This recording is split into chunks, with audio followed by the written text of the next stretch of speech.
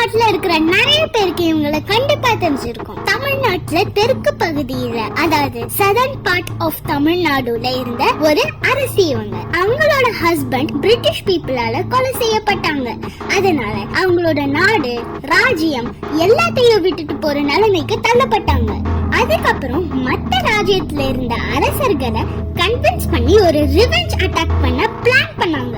ஹைதர் அலி, மைசூரோட சுல்தான், அவர் ஒரு 5000 சோல்ஜர்ஸ், அதாவது சிப்பாய்களை கொடுத்து வெப்பன்ஸும் தந்து ஹெல்ப் பண்ணாரு.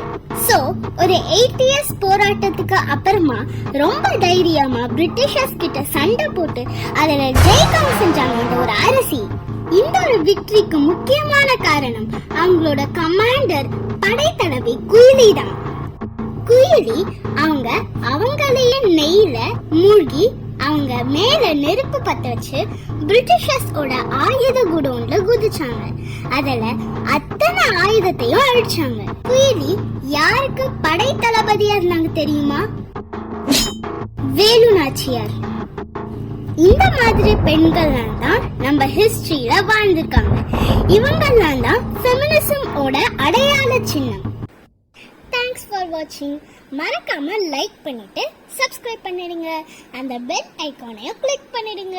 Take care. Bye by.